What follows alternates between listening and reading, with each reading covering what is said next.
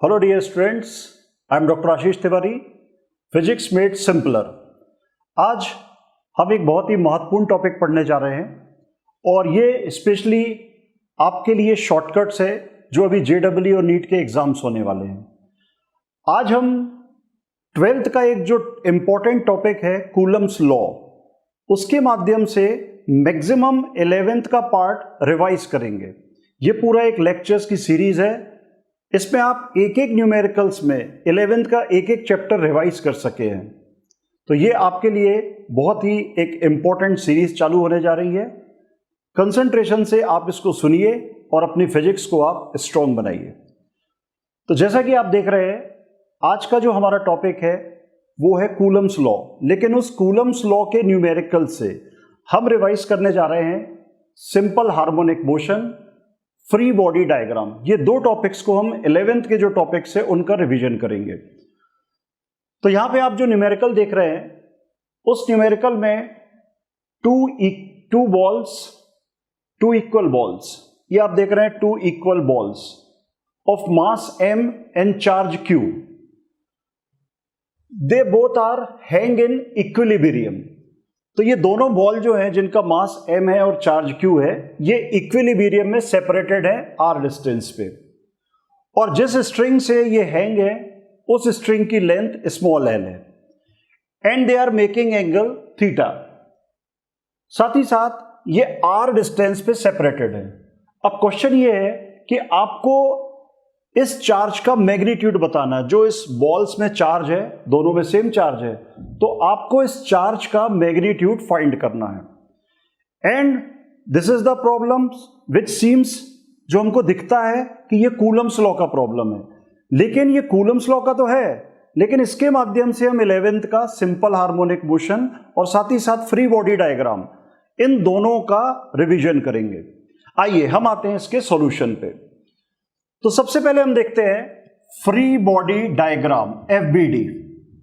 तो स्टूडेंट्स, ये एक बहुत ही कठिन सा टर्म है फ्री बॉडी डायग्राम, लेकिन मैं इसको आसान बनाता हूं आपको।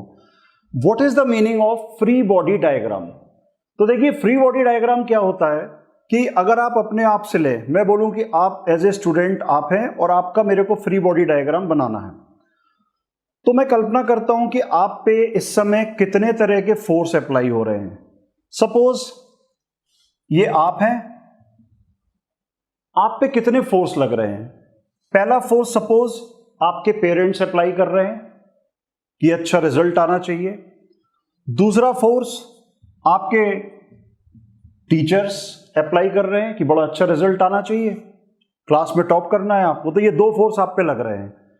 और तीसरा फोर्स आपके फ्रेंड्स लगा रहे हैं कि नहीं, इस समय घूमना चाहिए, मस्ती करना चाहिए। तो अब आप देखिए, मैं आपसे बोलूं कि आपका फ्री बॉडी डायग्राम क्या होगा, तो ये होगा आपका फ्री बॉडी डायग्राम कि आप पे इस तरीके से 3 तरह के फोर्स लग रहे हैं अभी। तो अगर आपको अपना फ्री बॉडी डायग्राम बनाना है तो आप अपने आप को अलग रखिए, बाकी सबसे अलग कर दीजिए, फ्री कर दीजिए, और फिर इमेजिन करिए कि कितने तरह के फोर्स लग रहे हैं, वो सब ड्रॉ कर दीजिए।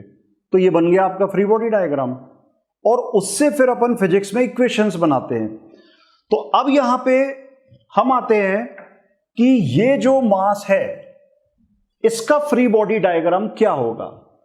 तो हम इमेजिन करते हैं कि इस मास पे कितने तरह के फोर्स अप्लाई हो रहे हैं। तो ये डायग्राम को अगर हम देखिए इस तरीके से यहां पे देखते हैं, तो पहला फोर्स जो इस पे लग रहा है वो लग रहा है इस स्ट्रिंग का टेंशन। और टेंशन स्टूडेंट्स हमेशा ध्यान रखेंगे, टेंशन का डायरेक्शन हमेशा अपवर्ड होता है। ये हमेशा टेंशन का एरो जो आपको दिखेगा वो ऊपर की ओर दिखेगा।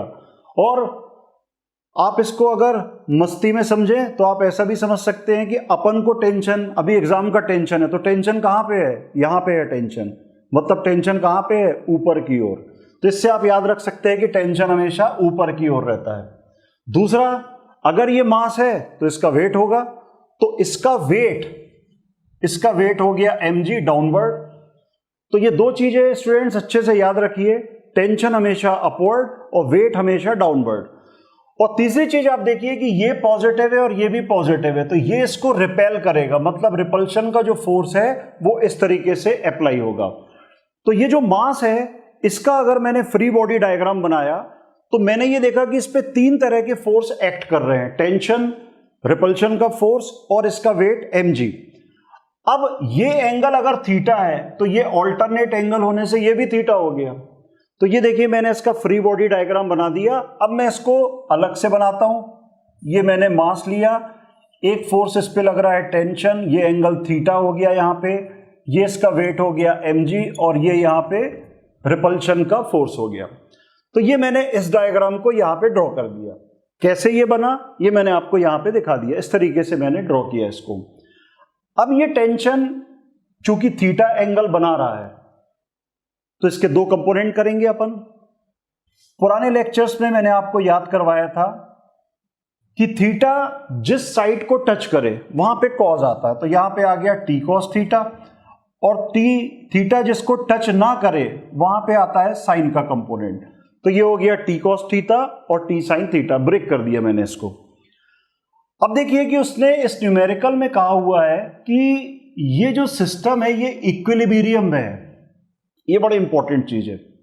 और स्टूडेंट्स, फिजिक्स के जो न्यूमेरिकल्स होते हैं एक बड़ी मजेदार चीज है कि आपको ध्यान रखना है, फिजिक्स के न्यूमेरिकल एक डिटेक्टिव सीरियल्स की तरह होते हैं।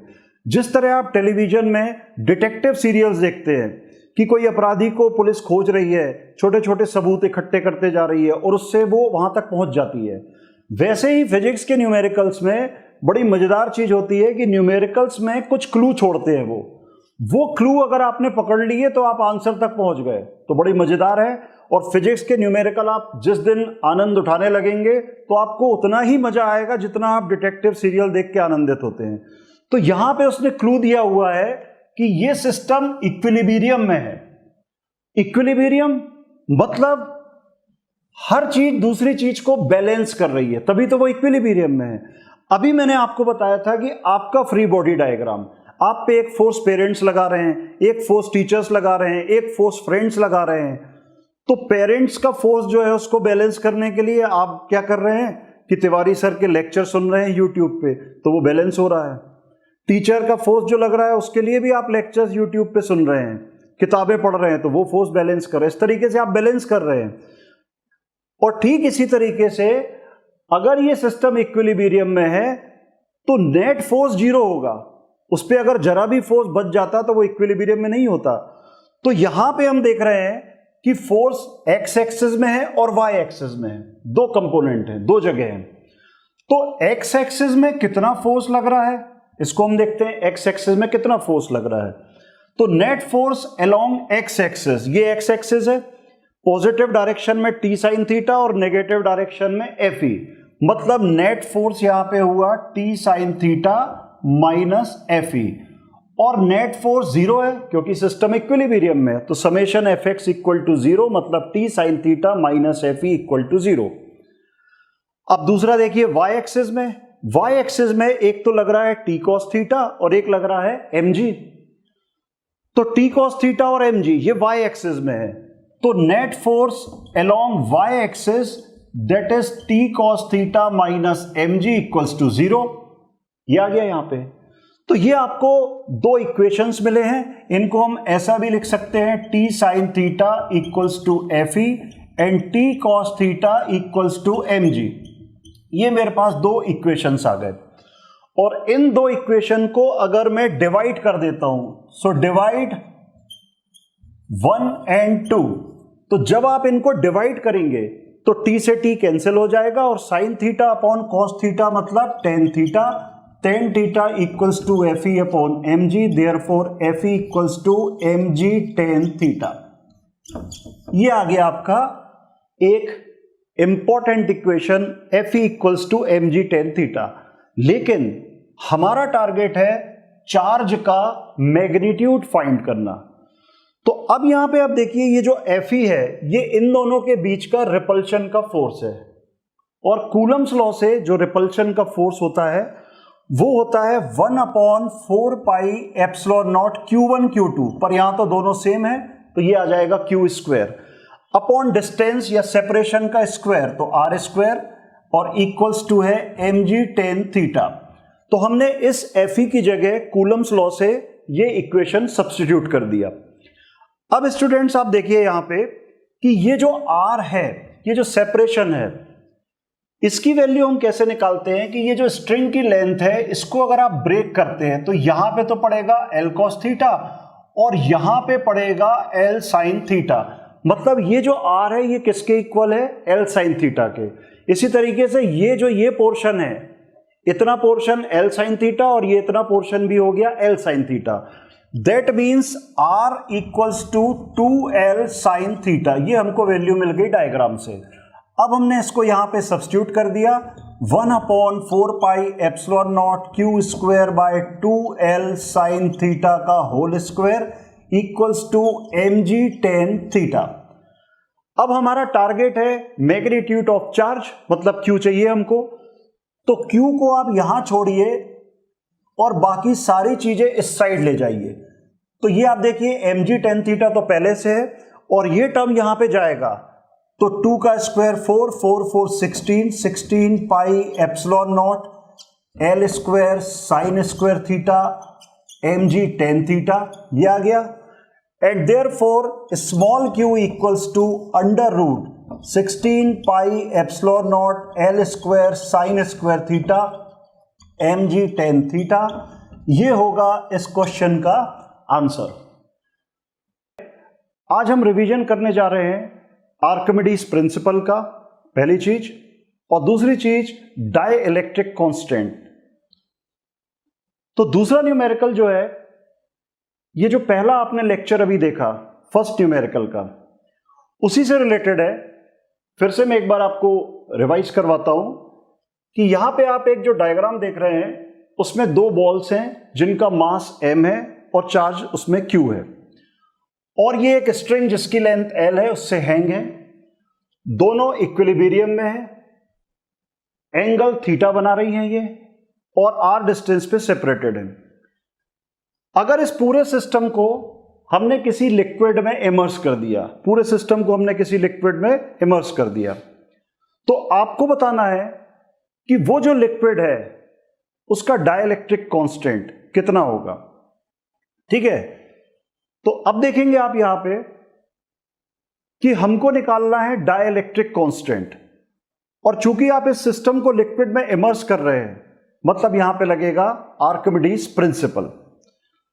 तो अभी आपने पिछले लेक्चर में देखा कि जब इस तरह का सिस्टम होता है और ये सिस्टम में दो मास हैं जिनमें चार्ज Q है और ये इक्विलिब्रियम में सेपरेटेड है, सेपरेट होकर इक्विलिब्रियम में आ गए, तो इनके बीच जो रिपल्शन का फोर्स होता है वो होता है mg tan थीटा। ये हमने पिछले लेक्चर में सॉल्व करके निकाला है। अब देखिए यहां पे कि ये जो mg लिखा हुआ है, इस mg को हम कहते हैं एक्चुअल वेट, इस सिस्टम का एक्चुअल वेट। और मास मतलब वॉल्यूम इनटू डेंसिटी, तो हम इसको लिख सकते हैं v rho g tan theta. Mass की जगह हमने वॉल्यूम इनटू डेंसिटी, तो mg की जगह आ गया v rho g, और रो यहां पे ये जो आपने मटेरियल, बॉल का मटेरियल है उसकी डेंसिटी रो है, तो यहां पे आ गया v rho g tan theta. ये दूसरा इक्वेशन हो गया। अब स्टूडेंट्स इसके पहले अपन समझते हैं आर्किमिडीज का प्रिंसिपल क्या होता है। आर्किमिडीज ने यह बताया था कि जब भी आप किसी ऑब्जेक्ट को किसी लिक्विड में इमर्स करते हैं, तो जैसे ही आपने उस ऑब्जेक्ट को लिक्विड में, उस ऑब्जेक्ट को छोड़ा आपने और वो लिक्विड में इमर्स हुआ, तो जैसे ही वो डूबता है तो कुछ पानी उछलता है। अब वो जो ऑब्जेक्ट है उसके वेट में कुछ कमी आती है, उसको ऐसा फील होगा, एक्चुअल में नहीं होता है बट उसको एक एपरेंट, एक आभास होता है कि वेट कम हुआ। अब वो वेट जो कम हो रहा है, वो कम वेट को अपन कहते हैं कि वो एपरेंट वेट है, और एपरेंट वेट एक्चुअल जो उसका वेट है माइनस जो लिक्विड डिस्प्लेस हुआ उसका वेट। तो ये आर्किमिडीज का प्रिंसिपल था। तो आर्किमिडीज के प्रिंसिपल से एक्चुअल वेट तो इसका mg है, परंतु ये सिस्टम लिक्विड में इमर्स हो रहा है, तो इसका एपरेंट वेट, जो एपरेंट वेट होगा उसको हम बोलेंगे एक्चुअल वेट माइनस जो लिक्विड डिस्प्लेस हुआ है। तो जो लिक्विड डिस्प्लेस हुआ है उसका वेट, तो यहां पे mg dash equals to apparent weight equals to actual weight minus जो लिक्विड डिस्प्लेस हुआ है उसका वेट, तो यहां पे फिर से हम mg की जगह v रो g ये लिख दिया हमने, v रो g माइनस ये हमने लिखा v सिग्मा g। अब आप देखिए ये टर्म कैसे आ रहे हैं, apparent weight equals to actual weight, ये एक्चुअल वेट mg ये आ गया, माइनस जो लिक्विड डिस्प्लेस हुआ है उसका वेट, तो जो लिक्विड डिस्प्लेस हुआ है उसका वॉल्यूम तो वही होगा जो ऑब्जेक्ट डूब रहा है उसका वॉल्यूम है, इसलिए यहां पे v सेम है। लेकिन जो लिक्विड डिस्प्लेस हो रहा है उसकी डेंसिटी प्रॉब्लम में सिग्मा दी गई है, तो रो की जगह यहां पे आ गया सिग्मा। तो ये आपने देखा कि आर्किमिडीज के प्रिंसिपल से ये जो हमको मिला है दैट इज एपरेंट वेट, ये आ गया एपरेंट वेट। अब यहां पे जो रिपल्शन का फोर्स लगेगा, अपन को ध्यान देना कि इस प्रॉब्लम में बाकी चीजें चेंज नहीं हो रही है, ना ये थीटा चेंज हो रहा, ना ये एल चेंज हो रहा है, तो चेंज केवल एक ही चीज हो रही है, उसका वेट। तो जब वो एयर में था तो उसका वेट था v रो g, और जब आपने उसको लिक्विड में इमर्स कर दिया तो उसका वेट अब एक्चुअल वेट ना होके एपरेंट वेट हो गया, v rho g minus v sigma g। तो अब जो फोर्स लगेगा fd dash fe dash that is v rho g minus v sigma g and tan theta, ये आ गया इक्वेशन नंबर 3। अब स्टूडेंट्स इस न्यूमेरिकल के माध्यम से आपको एक और बहुत अच्छी चीज क्लियर होगी जिसको अपन कहते हैं डाइलेक्ट्रिक कांस्टेंट या रिलेटिव परमिटिविटी।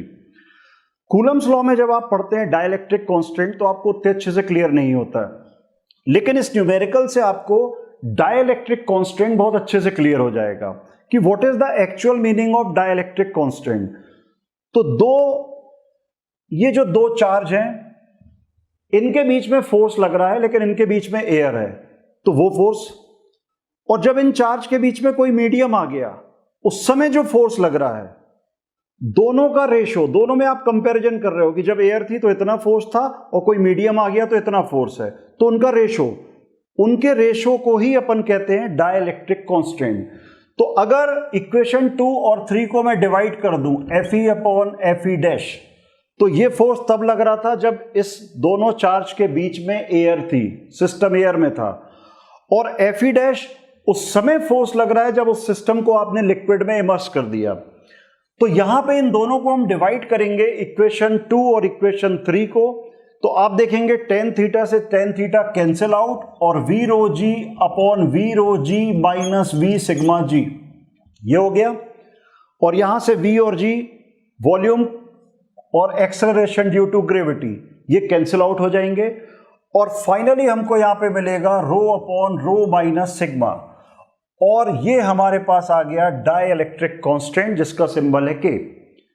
तो आपने देखा कि ये प्रॉब्लम इनिशियली तो कूलम्स लॉ का है, लेकिन इस प्रॉब्लम के माध्यम से मुझे दो कॉन्सेप्ट क्लियर हो गए। एक तो मुझे डाइलेक्ट्रिक कांस्टेंट क्लियर हो गया, रिलेटिव परमिटिविटी क्लियर हो गई कि होती क्या है ये चीज, जो कूलम्स लॉ में पढ़ते समय समझ में नहीं आया था, वो इस न्यूमेरिकल ने समझा दिया।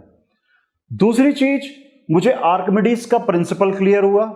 एपरेंट वेट का कॉन्सेप्ट क्या है कि एपरेंट वेट मतलब एक्चुअल वेट माइनस जो लिक्विड डिस्प्लेस हुआ है उसका वेट, वो जो आप डिफरेंस लेंगे उस डिफरेंस से आपको मिलेगा एपरेंट वेट।